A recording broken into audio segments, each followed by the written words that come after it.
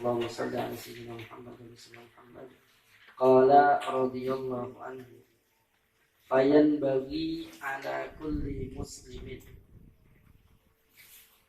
Maka seyogianya atas setiap muslim an yashtaghila fi jami'i awqatihi, bahwa ia menyibukkan pada seluruh waktunya. Jadi wayat bagi ala kulli muslimin ini min itlaqil juz'i wa iradatil kulli. Yang disebut muslim doang, yang dimaksud semuanya termasuk muslimat. Jadi bagi muslim dan muslimah. An yastagila, bahwa ia menyibukkan fi jami'i awqatihi, pada seluruh waktu-waktunya bi dzikrillah ta'ala, dengan berzikir kepada Allah Subhanahu wa ta'ala. Itu kalau mau lengkap tuh bagaimana ngisi waktu kita dari bangun tidur sampai tidur lagi, itu baca kitab Bidayatul Hidayah Al-Imam Abu Hamid bin Muhammad Al-Ghazali. Luar biasa. Jadi di situ bagaimana kita ngidupin bangun tidur sampai tidur isinya zikir, isinya ibadah. Luar biasa. Makanya orang kalau ngamalin itu insya Allah jadi wali. Itu yang kayak begitu udah diamalin sama anak-anak dicari, anak-anak bocah di Hadramut, ya, anak-anak bocah SD itu ngamalinnya Bidayatul Hidayah. Masya Allah, bocah SD. Lah kita apa? Kita bangun tidur sampai tidur lagi, banyakan lupanya. Tapi mereka baru bangun tidur baca doa terus sampai mereka sholat malam, kemudian subuh, habis subuh terus zikir sampai terbit matahari, terus lanjut aja sampai tidur lagi. Ya kan ada yang ngisi dengan sibukan, dengan kerja, dengan lain sebagainya, tapi tidak lepas dari ibadah. Jadi mestinya menghidupkan setiap hari itu setiap waktunya dengan zikir kepada Allah, baik itu bilisan maupun dengan qalb, ya, atau dengan qalb dengan hati aja itu boleh. Jadi hatinya terus kayak ente dapat ya, itu kan begitu. Ente napas saja narik Allahu, itu kan tuh begitu aja tuh di hati, udah jalan kan tuh. Masya Allah, luar biasa dah. Wa du'ai, dan juga berdoa, wa tadarru'i, dan juga bertadarru', merendahkan hati, ya, merendahkan di dalam berdoa, khusyuk. Wa qiraatil Qur'ani, dan juga hendaknya membaca Al-Qur'an. yakni baca Al-Quran dengan tajwid, ya, bitajwid. Wal akhdhu bitajwid hatmun lazimun man lam yujawwidil Qur'ani athimun. Bahwa membaca Quran dengan tajwid hukumnya adalah wajib. Ya, kalau dia kagak pakai tajwid maka dosa. Maka oleh karenanya jangan sembarangan kita belajar Al-Quran. Maka ada keterangan di satu kitab, fala yajuzu li ahadin qira'atul Quran. Tidak boleh seseorang itu qira'atul Quran, membaca Al-Quran min ghairi ahli kamilin, dari mengambil kepada selain orang yang kamil, yakni orang yang an afwahir rijal, dari orang yang memang mulutnya itu al-muqarri'in, ya, yang dia memang benar membaca Al-Quran bil isnad dengan sanad. Maka nggak boleh kita mengambil dari orang yang selain itu. Artinya apa? Nggak boleh kita mengambil kepada sembarang orang dalam belajar Quran. Yang dia nggak punya sanad kagak boleh. Kenapa? Nggak ada yang tanggung jawab dan bisa jadi ngaco bacaannya. Lafal hurufnya, bacanya acak-acakan, tajwidnya enggak pas. Saya pernah kritik di satu tempat, baca Yasin biar diperhatikan itu. Kalau Manjuan kan sering di mana baca Yasinan. Nah, ini satu tempat saya pernah bilang kalau bisa dirapikan baca Yasinnya. Salah di mana saya? Orang saya pelototin kok Yasin. Ya pelototin kalau kagak di ilmu juga sama aja. Bener gak? Yasin dibaca Yasin. Lah ianya kepanjangan. Ianya 2 harokat itu mad lazim harfi musbah. Mad lazim harfi mukhaffaf. Jadi ya 2. Sinnya baru harfi musbah 6. Yasin. Dan seterusnya. Baca Fatihahnya terutama. Maka mau tidak mau biar talaki belajar baca Fatihah. Ketemu kepada guru yang sanadnya bersambung. Kepada Rasulullah SAW. Jadi jangan sembarangan belajar Quran juga. Ada ketersambungannya. Bahkan Quran lebih penting lagi. Itu mesti dia bersambung sanadnya kepada Rasulullah SAW. Lagi baca Fatihah. Alhamdulillah fi raqatin liman sudik bi bismi wal harfi yushaddu nutik. Law abdal al harfu bi harfin afdala wa wajibun tartibuha ma'al wila. Kalau Fatihah enggak boleh ketukar huruf yang satu dengan lainnya. Ghairil maghdubi alaihim waladdallin. Apa yang betul? Biar rapi baca Fatihahnya, biar rapi, biar bagus. Kan seringkali orang cuek aja. Yang bahaya udah bacanya ngaco jadi imam lagi. Kalau jadi imam kayaknya udah paling top aja dah. Kayak kagak ada orang lain yang lebih fasih, udah dia maju aja. Akhirnya baca Fatihahnya habis berantakan. Ini bahaya nih. Ya, bahaya. Dia mesti rapi tuh bacaan-bacaannya. Enggak boleh ketukar satu huruf dengan huruf lainnya. Banyak imam membaca siratal ladzina an'amta 'alaihim, siratal lazim. Itu zailah. Ya, makanya belajar tuh. Zajidu baddu dan zaidatna minal mudmi madidan zaidah. Biar rapi belajarnya. Makharijul hurufnya biar bagus. Jadi jangan sembarangan. Jadi biar baca Quran, talaki kita mengguru yang paham, yang sanadnya bersambung. Umpamanya ada orang belajar kepada Kiai Imran Ismail Cirebon, kemudian beliau belajar kepada Kiai Haji Umar Kempek, beliau belajar kepada Kiai Haji Arwani Amin Kudus, beliau belajar kepada Kiai Munawir Krafet. Terus nanti itu ketemu sanadnya sampai kepada Rasulullah SAW. Jadi biar rapi. Jadi jangan sembarangan tuh baca Quran. Karena seringkali orang baca begitu. Di majelis 7 bulanan kafaya ain sod itu jangan sembarangan baca itu. Ada yang baca kahaya aso parah lah gitu. Amin dibaca hama, terus kagak wereng diprak sama petani. Ya, kaf 6 kaf ada F-nya karena tulisannya kaf alif fa sukun kaf ha ya ha alif ha 2 doang ya alif ya kaf ha ya ain. Nah ada begitunya karena nun sukun ketemu shad hukumnya ikhfa. Apa ikhfa? Ya temeng sama. Jadi kalau nun sukun ketemu shad ikhfa. Kalau shad ketemu nun mati lari tuh shad. Lalu mati serem. Jadi nun sukun ketemu shad. Jadi kaf ha ya ain shad. Karena shad alif dan shad asalnya begitu hurufnya. Sod ayo. Nah ainnya boleh 4, boleh 6, boleh 4 ain. Samarnya 2 ayo gitu. Itu ada ketukannya. Ya, kullu harakatin harfun wa kullu harfin harakatun. Setiap huruf ada harakatnya. ada ketukannya.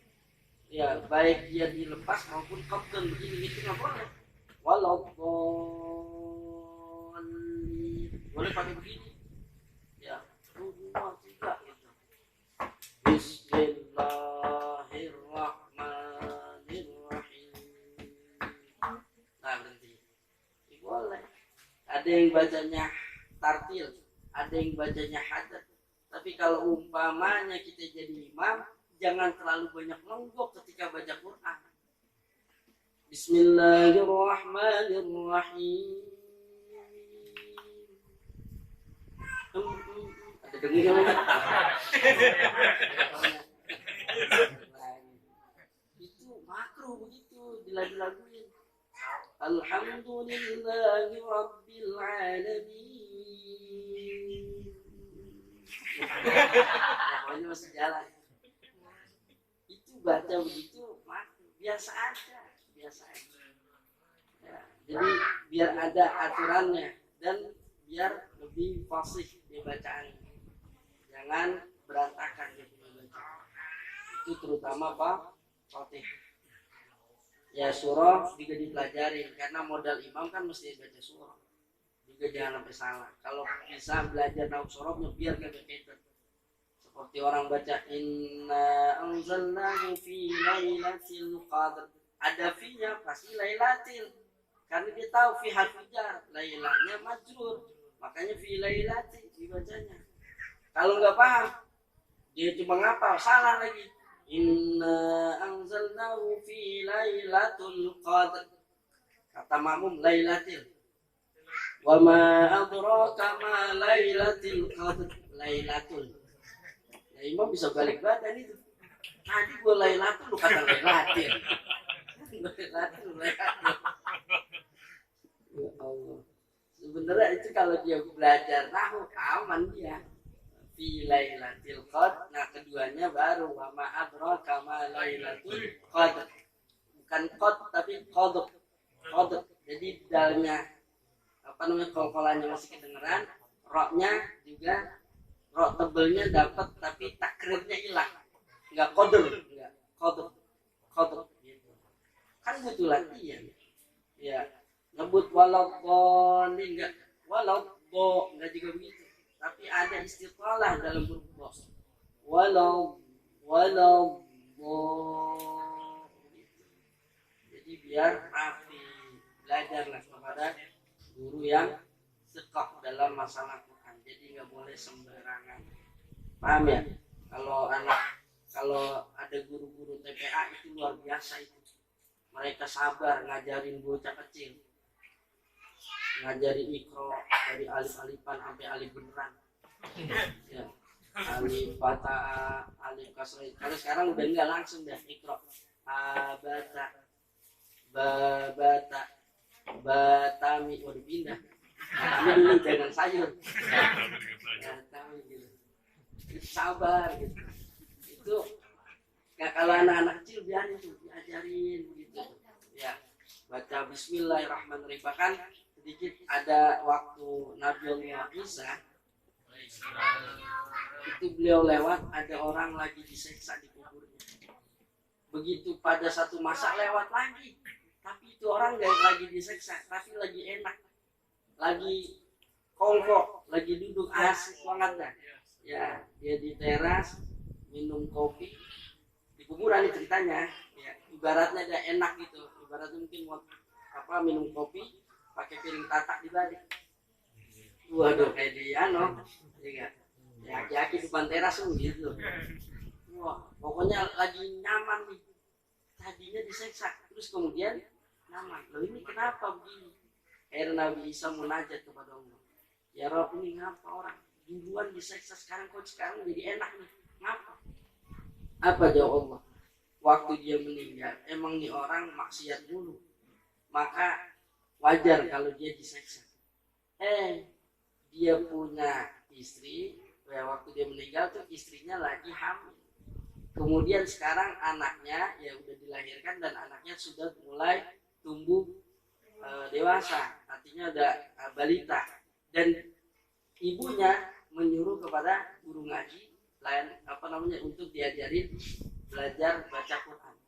Nah, anaknya sudah mulai belajar baca Bismillahirrahmanirrahim. Maka kata Allah, masa iya, bahasa kitanya gitu ya, masa iya anak menyebut namaku di atas bumi, masa orang tuanya saya gebugin di bawah bumi. Jadi dapat rahmat lantaran anak baca Bismillahirrahmanirrahim gitu. Makanya kita kalau punya bocah, ajak ke guru ngaji dan dipikirin. Jangan tuh anak disuruh ngaji ngeluyur aja, bapaknya nggak ketahuan kemana. Begitu ditagih bayaran, berhenti aja berhenti. Ya Allah, kebangetan banget. Justru ngaji hadiahin tuh guru. Karena itu berat itu. Kalau nggak percaya, dia aja sendiri kagak bisa ngajarin. Makanya kan diserahin ke guru ngaji. Karena perlu kesabaran tingkat tinggi. Ngajarin bocah. Gitu. Kalau nggak sabar-sabar lah bisa dikumpulin anak bocah. Karena sabar terus, makanya kita kalau punya anak bawa anterin ke guru ngaji. Kemana nih? Nih, Bu Ustazah atau Pak Ustadz nih, saya titip anak saya. Kasih hadiah gurunya, bayaran abung-abung 20.000 doang. Kasih hadiah biar gurunya girang. Itu boleh menghormati, bukannya nyogok, bukan. Itu hadiah biar mikirin gitu. Kan abah guru sekumpul begitu. Biar kata dalam keadaan susah setiap ngaji bawa minyak. Buat apa? Buat lampu. Dulu kan lampu buat pakai minyak. Kalau sekarang mungkin duit pulsa kali. Gitu. Kira-kira begitu. Nah, jadi apa namanya? Biar ada pikirannya. Nah, ini balik lagi bahwa kita disuruh biar setiap hari kita ada zikirnya, berdoa, baca Quran. Kemudian satu lagi nih, tanggung wasadaqati dafi'ati lil bala'i, dan juga sedekah. Ya, sedekah itu mencegah daripada bala. Tidak mungkin bala datang bersamaan dengan sedekah, nggak mungkin. Kalau sedekah pasti nolak bala. Makanya sedekah. Kalau bisa tiap hari ada yang disedekahin. Ya mau berapa kedah? Mau 2.000, mau 5.000, niat ke tukang parkir, niatin sedekah, jangan digerutuin. Pusat deh, tadi kagak ada, gue baru megang lu bunyi periwitan. Ya Allah, kita mikir itu kan saudara kita juga dia. Biarin dah, siapin dah bang 2.000 doang. Emang itu periwitan yang mengejutkan. Tadi kagak ada suara apa-apa. Keluar, begitu keluar ngelenggang lagi dari Alfa, ngelenggang. Tahu bermegang prit, Allah, kena 2.000 ini. Maka niatin sedekah, ya biar saudara kita itu makan 2.000 halal. Sebab itu kerjaan itu bisa jadi kerjaan yang tidak halal. Kenapa nggak halal? Yang pertama itu lahan bukan punya dia. Terus dia suruh markirin, siapa yang nyuruh? Kita nggak mesen sama dia, bang jagain motor saya, enggak. Ya, jadi nggak ada hak sama sekali dia. Terus tapi kan dia udah narikin motor kita, kan saya juga nggak minta dia narikin. Ya nggak apa-apa kan ditarikin sama dia juga. Jadi bantuin gitu. Kadang-kadang megang doang, narikin kagak. Ya gitu ya. Nah, gitu. Tetapi ya karena kerjaannya seperti itu, si tukang parkir ini ketika dikasih dia bersyukur. Ketika nggak dikasih, jangan dia gerutu. Kalau dia gerutu, Pak, 2.000 dong, belum Pak. Nah itu yang bikin itu nggak halal.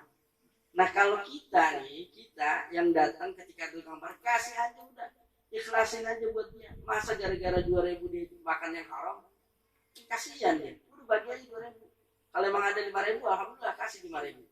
Kalau ada martabak, beliin martabak dia. Insya Allah kita berbulan-bulan, bertahun-tahun kagak ditagih di situ. Gara-gara ngasih martabak sekali. Jadi udah diapalin sama dia. Tapi apa namanya, biar kita berbuat baik. Kasihan gitu. Jangan sampai saudara kita gara-gara begitu akhirnya enggak berkah dia. Karena nih kalau mau dihitung-hitung, nih maaf ya, termasuk sama tukang yang ngamen. Ya sekarang kan ngamen musim biola tuh. Biola atau yang ngamen pakai robot-robotan. Atau yang dicat putih. Ya, manusia silver. Ya. Dulu pernah ya.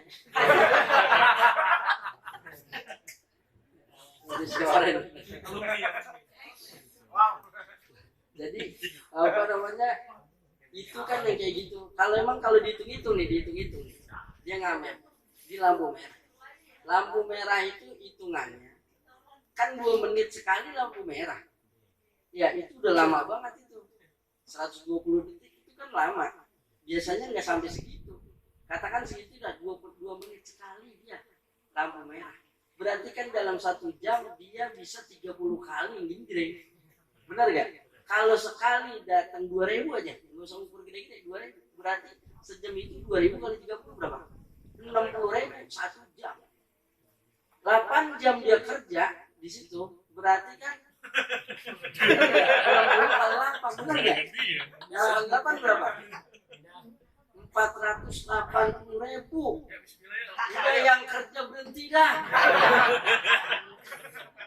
Masya Allah. Nah, gede kan ya? Tapi kita nggak usah mikirin yang itunya. Ya, buktinya dia masih dalam keadaan seperti itu kan? Ya, sebenarnya kalau hitung-hitung logika coba aja, benar nggak? Ya, cuma ya udah biarin aja. Yang penting kita niatnya sedekah. Udah datang udah saudara kita nih sedekah.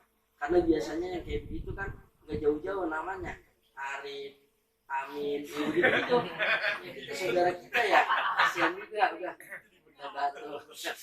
bantuin gitu, kita turunin ya. Artinya kita anggap oh ya saudara kita bagi aja lah, biar gedean apa 5.000 kayak kalau nggak 2.000 gitu.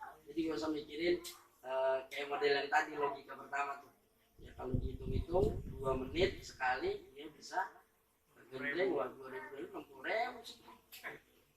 benar kan ya? Kerja 8 jam kan? 8 kali 6 48. Udah baru 480.000 sebulan. Masya Allah. Iya kan ya? Lebih gede gak? Kalau bikin kita ngasih gak? Ya udah kita nggak usah mikirin begitu. Ngasih aja udah. Ngasih aja. Ya belum tentu juga dapat ya. Itu kan hitungan manis sebenarnya. Kan bisa jadi dia genjreng 2 kali genjreng kagak dapat. Bisa jadi. Pokoknya kalau dia udah genjreng, hawa mukanya hilang, dapatnya mungkin udah banyak tuh. Ya. Jadi kalau lagi lemas gitu ya kasihan juga. Mana celengan udah soak gitu kan. Ya kan? Dulu pengalaman bukan? Kasihan gitu. Jadi bagi aja niatin sedekah. Insya Allah gara-gara 2.000 kita terhindar dari bala. Amin. Apalagi kalau banyak ya. Wallahu a'lam.